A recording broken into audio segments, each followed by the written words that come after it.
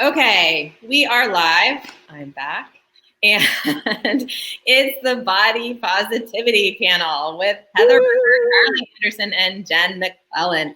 And this is going to be a good one, you guys. These guys are fun and funny and full of information for you. So I'm going to remove myself and turn it over to them to do proper introductions and have a fun conversation, which will go until 1:30, at which point you will be able to find these guys in the sessions area for a Q&A/continued talk. Have fun, you guys. Thank you. Thank you. Well, you guys, I'm so thrilled to be speaking with both of you. These are ladies who Carly, I've been friends with and known for a very long time. And Jen and I are just getting to know each other. And I'm so excited to grow this friendship as well. So first, a little bit about me, and then we'll talk. My name is Tracy said.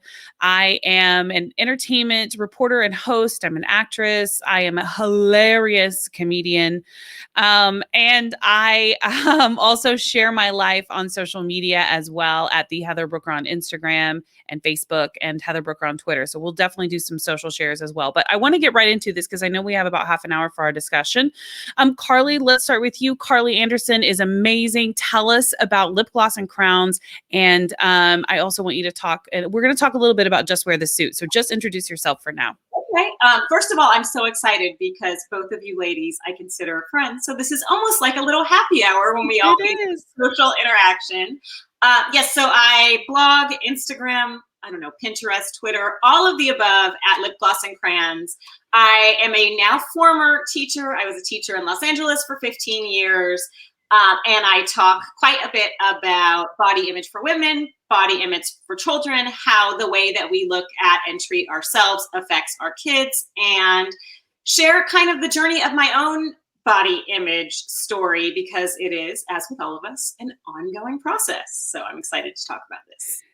Absolutely. Absolutely. Okay, Jen, who has Plus Mommy, she's created a wonderful community. Tell us a little bit more about yourself and about your community. Hi, thanks so much for having me. I'm Jen McClellan. I am a host of the Plus Mommy podcast, which is kind of specifically for plus size moms, but the conversations impact parents of all sizes. The tagline is from bumps to bellies, we talk about it all. I've been blogging about plus size pregnancy over at Plus Size Birth for almost a decade now, and it's been an incredible journey to kind of shift the conversation to make sure everyone can have healthy and positive, wonderful information that's supportive. I love that. And I was actually just on Jen's episode. We recorded an episode, I think a week or two ago. I haven't slept much in the past week, so I think it was like a week ago. So I'm excited for that to come out as well.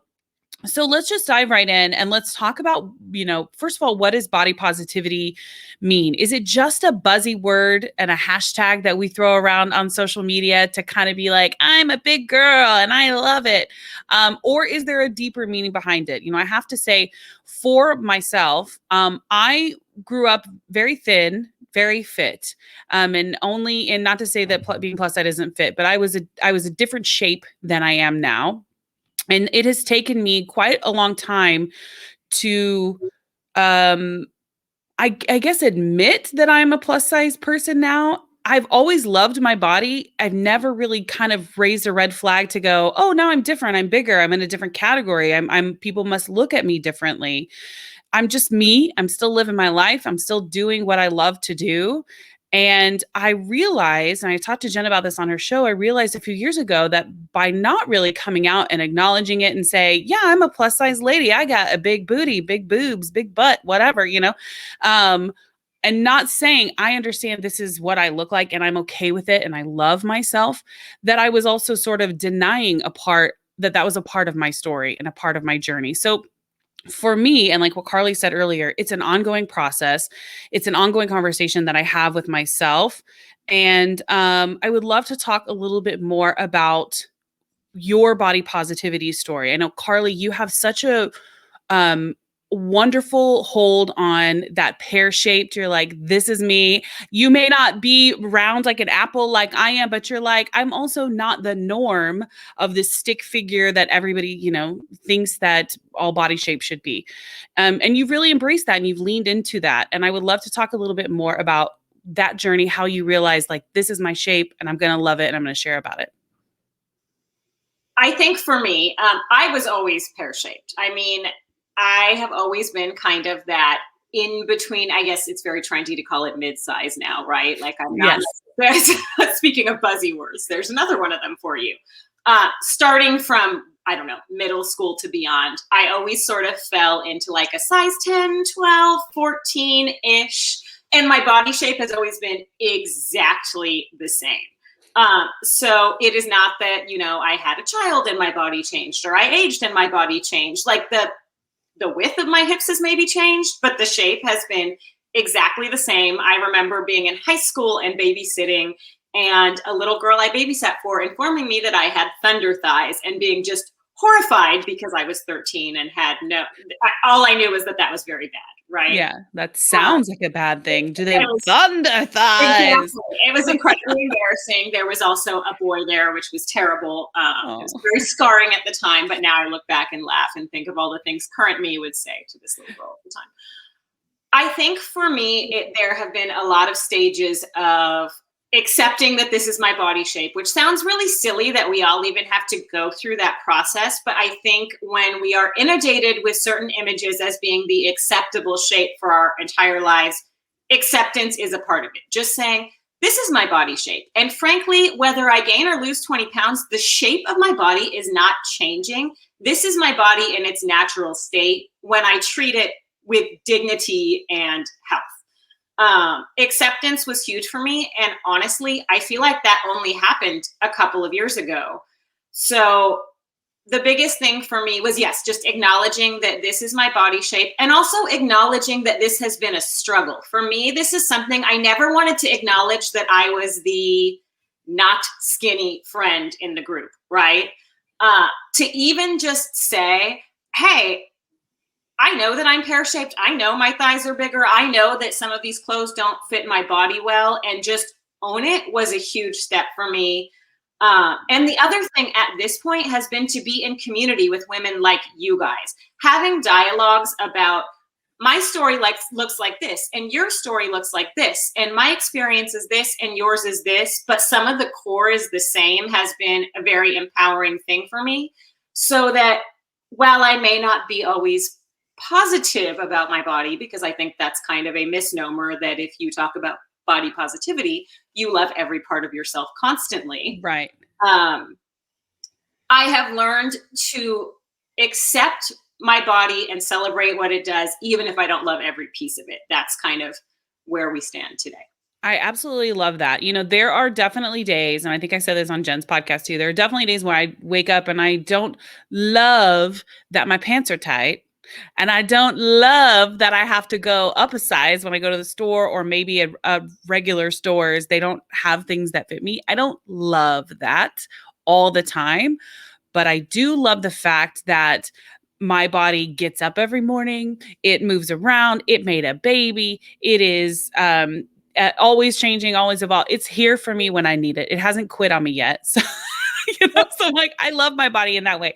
And I love what you said about, oh, sorry, go ahead. Well, I was just going to say, I think that this has been even more prevalent in the last year, kind of looking at the stages of this, because the reality is for, I guess, most of us in the country, our world has changed, which includes our level of activity. And I think a lot of people are talking about experiencing significant changes in their body, whether it's the size, whether it's their fitness level, whether it's just you were used to a certain level of activity that wasn't doable for you. So I think a lot more people are kind of having this internal dialogue who potentially didn't have it before, or maybe they're confronting it for the first time.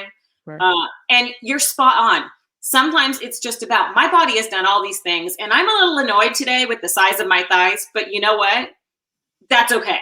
It is what it is. Right. All right, Jen, I want to talk to you about, like I said, this wonderful community that you have created, and talk about your story. Why did you decide to start sharing your story of being a plus size mom with the world? You know, I grew up the plus size girl in Southern California. So like I was getting my jeans at Lane Bryant and my accessories at Wet Seal. So if anyone watching can relate to that, like it was hard. And when I got pregnant, everything I read online said all these bad things would happen because I was a big girl. And I had a completely healthy pregnancy and I gave birth on my knees. And it changed everything for me. I'm like, my body's amazing. I just birthed the baby on my knees, so it changed everything. And then I was like, I need to write about this. Why is no one talking about how to be healthy and big and pregnant? And then I realized I had to come out as plus size, as if everyone else didn't notice but me. And so I started blogging as like plus size mommy memoirs was a really long name in the beginning. And it changed to plus mommy, and self-identifying as plus size in the beginning was terrifying. And now it has been an incredible experience. 2 years ago, I was featured by Glamour magazine, and the fat girl in Southern California, always hating herself, would have never imagined that she would be on the phone with a reporter with Glamour and having a whole article talking about teaching my kid how to be body positive. So for me, it's been an incredible journey that has also inspired so many other people to be like, we exist and we're not going to hate ourselves, and it is okay. And no matter what any size we are, we all have the right to take up space and to love ourselves. And even deeper than that, have access to supportive resources and great health care and being able to go to the gym without feeling ashamed. So it's been one heck of a journey, but I wish there was a lot I could tell that little girl who just could only buy the bracelets at Wet Seal. Oh, like just going into a store and being like, all I can get are the shoes and the accessories here. Yeah. It's such a bummer. I'm much more confident place now than I was even probably 5-10 years ago about stuff like that. I would love to talk about how have you been treated as an influencer, as a content creator in the space of body positivity? Have you found a receptive audience for what you're sharing? Or are you finding you get some trolls and some haters? I know for me, for my experience in Hollywood, it's been sort of a mixed bag. Like, I don't think that people are completely 100% honest with me about how they're treating me because I'm different. And I say that because I see my contemporaries, people who also do what I do, whether it be actresses, or specifically in entertainment news, I see them advancing more in their career, getting more opportunities. And I'm over here like, hey, I know I'm not bad at my job. Like, what is it? Why am I not getting it? And I think it's sort of this unspoken thing that, of course, nobody wants to say. Maybe they would have 10 years ago, but nobody in this environment would ever say it's because you're too overweight. You're the F word, whatever. Like, nobody wants to say that. So I'm left often wondering, am I being treated differently? Am I missing out on opportunities in this industry, in the industry I'm in, because of my weight? So I would love to know, I may never get an answer to that, by the way, but I would love to know from your perspectives, and Jen, we'll start with you. How has your message of body positivity and your been received on your platforms? I mean, you have something like 180,000 followers on Facebook, right? So I think that's a pretty good indicator. Yeah. I started in 2011 when the comment sections were very popular on blogs, and I got bashed continuously. I had a shock jock back in the days of shock jocks pick it up, and in Southern California, actually, it was Tom Likas, if anyone remembers that horrible person, and actually sent his community of bros to attack me. I started before Instagram was a thing, and he was live on the radio saying these horrible things about me. And yeah, I've gone through a lot, and it's given me a really thick skin. It's been hard, but it is so wonderful now to see brands actually wanting to work with me. I worked with Dove, Baby Dove, in 2020, and they flew me out to New York. These opportunities were never available to me, and I'm not afraid to say it is because of my size and my platform. I have a blog that has over 6 million page views, but brands didn't want to work with me for so long because of my size. And I'm so glad that we see a shift happening. And I talk about wellness. I'm on a wellness panel right now. Just because I exist in a larger body doesn't mean that I don't care about my body and love my body. That's quite the opposite. So it has been a long, hard fought journey, with a lot of pain, but a lot of growth. And I'm proud of where I am today. I think a lot of that change too comes from the fact that people in the spotlight and people who are everyday people like we are not afraid to say anymore, I love my body. This is who I am. You don't define what's healthy for me. And everybody is sort of going, oh, wait, I can relate to that. I get that. And it's definitely becoming more a part of the conversation. So Carly, what about you? Have you experienced any negativity or shade or? Yeah. So I think one of the things that I have looked at a lot is how kind of the influencer space and the PR space has evolved in the last couple of years. Something that I found until very recently was that I was being hired as the token bigger girl, right? For seeing your faces. I mean, look, I may not be a size 2, but I'm certainly not representative of plus size women. And we all know that, right? There's nothing wrong with that. That's the truth. There were many times, especially at Southern California events, which Heather, you can picture, where I would realize that I was the only woman who wasn't a size 2 or 4 at these events. A very specific, not to be named, brand event comes to mind. And it was an exercise event, and it was a brand that I was really, really excited about. And I thought, this is an amazing fit. And I got to the event, and it was a 10-person event, and we were all supposed to be taking photos to post later. And I realized that I was the token big girl there, and all the other women were like a size 2. So there were all these levels of, wait a minute. There's a whole lot of people not being represented here if I'm your big girl, right? Right. Like, hold on. I think that's I don't want to say that's common to Southern California, but I feel like that happens more in Southern California where we are, simply because of the nature of just the materialistic kind of the way people are here. Our side, or maybe it's the brand side. Yeah. It's something that I have seen a lot of shifts in the last few years, where I am seeing you are not hiring one slightly curvy girl and checking a box off and that's the end. There does seem to be much more in many areas, really delving into representation and having diverse influencers to do work for them, which I think is great. But it's also something that I feel it's important that all of us who work in the space take some ownership of. So one of the things that I have started to do behind the scenes more is to say, hey, who else is on this campaign? Because there are a number of things that I want to make sure are happening if I'm saying this is a brand I support. So has it changed? Yes. Is there work to still be done? Yes, there is. Yes, there is. By brands, by PR teams, by people that are on our side as, I hate the word influencers, but content creators. Content creator.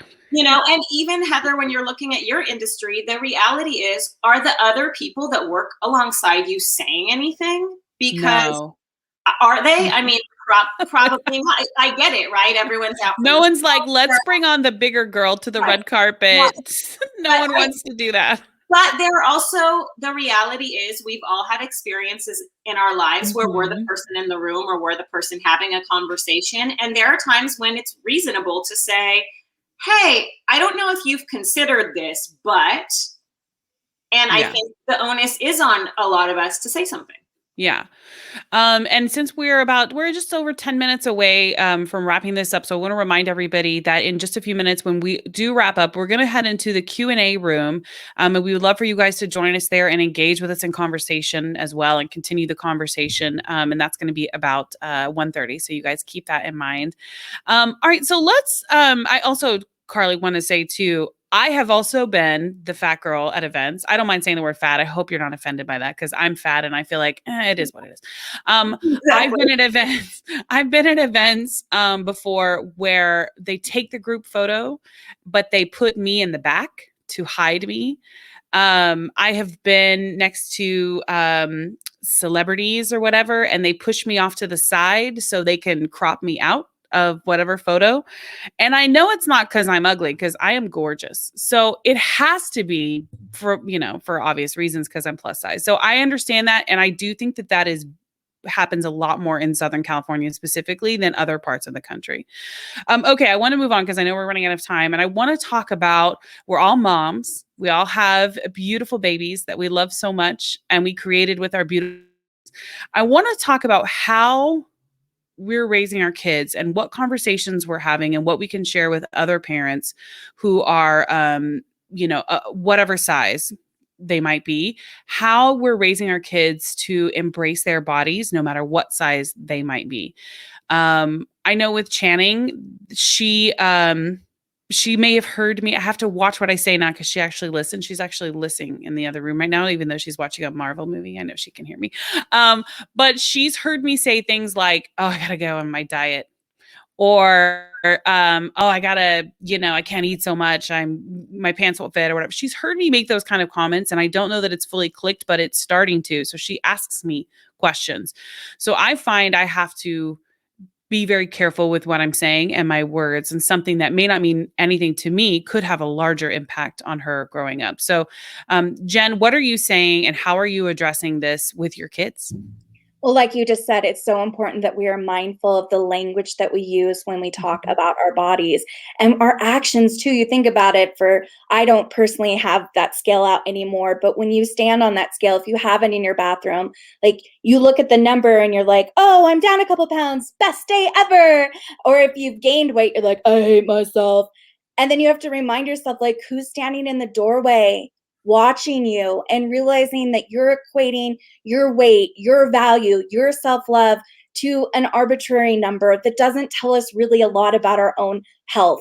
So that to me has been really important, of not only monitoring my own language, but my actions, not moralizing food. Food isn't good or bad. We know that some food, we eat too much candy. Oh, my belly hurts. Oh, yeah, well, but if we eat, these gorgeous strawberries, ooh, like my belly feels great. So not moralizing things, but having those conversations and working on my own self-love journey, because kids know when we're faking it, right? If we're like, I love myself, and but you don't always love yourself, and that's okay. But I'm continuously working and striving for that deeper self-love. So I'm not faking it. I'm existing. And my kid is seeing me go on walks and do all the things that I love to nourish and nurture my body. And then he can model that as well.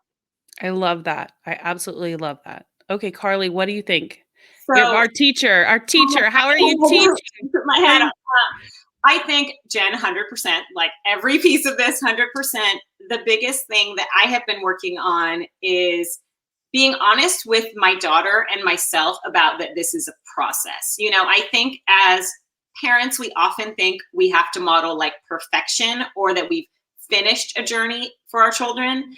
And for me, it was very hard in the beginning to be vulnerable with Lydia and to say, I'm really struggling today, or, I haven't been feeling very good about myself the last week or two. And I've had to think about why. I know that I feel better when I do A, B, and C. Have I done those things? And she can say, no, Mom, you haven't, right? Because she knows. I think one of the biggest things that I always want to encourage all parents, especially moms, to realize is that we are evolving human beings as well. The day you became a mom, you weren't done, right? And I think, yes, we need to monitor what we say, because of course, if I'm criticizing myself every time I look in the mirror, I am teaching my daughter to do the same. But also, I think it's important to acknowledge when it's hard and then what I'm doing about it. That's a skill that I want my child to have. I want her to self-reflect on what works and what is healthy for her and what isn't, and to know that she can make changes to be in a better headspace. I love that. All right. So since we are at the SoCal Wellness Summit, this big event, let's talk a little bit about wellness and what it means for someone who is plus size, for a body positive, pear-shaped, out of the norm, size. What does that mean for you? What does wellness mean for you? Does it mean I take extra vitamins? Does it mean I share what I'm eating? When you think of that, what does that mean for you, Carly? This has been an ongoing journey for me. At this point, what wellness means for me, and this last year has been just lovely for self-care for all of us, is taking stock of what makes me feel better and what makes me feel worse. Very simple. I think especially in the body positivity space, there are a lot of absolutes, right? If you love your body as it is, then you shouldn't exercise. If you love your body as it is, you should eat this and not this. There's all these very specific things. And for me, I've come to a place for myself of, do I feel better mentally and physically when I do this? Yes or no? and just trying to take stock of that and realistically looking at over time, does it help me to take vitamins every day? Yes, it does. Over time, does it help me to drink more water and less soda? Yes, it does, right? Over time, do I feel better when I work out in a reasonable way? Yes, I do. So I think for me, wellness is about just taking stock of what brings positivity, like physically and mentally, and what doesn't. Absolutely. And I want to quickly say hello to Lauren Sanchez, Athletica SoCal, Chudney Ross is watching, Margot Berrigan is watching. They're all commenting. And we're so grateful for you guys watching and engaging with us. And we're so thrilled to be able to share this conversation with you.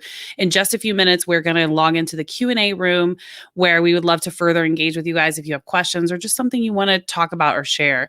So Jen, what as a body positivity person, as a supporter, what does wellness mean for you? Does it look different? I think so. I mean, for me, I've really had to break up with diet culture because all dieting has ever done to me is make me punish myself and make me the size I am today. And we look at diet cycling and you lose some weight, and then statistically 95% of people will regain all the weight plus more, and then you just get bigger and bigger. So it's been a beautiful journey of realizing, wait, my body knows how to intuitively eat. My body knows, like we said, the strawberries make me feel good. The candy, not always, but I'm sure going to enjoy some candy without guilt sometimes. And by tuning into that intuition, it has opened my life and my heart in so many wonderful ways. And, 2020 for so many of us was so hard. And I turned to alcohol and food way more than any of us want to admit, right?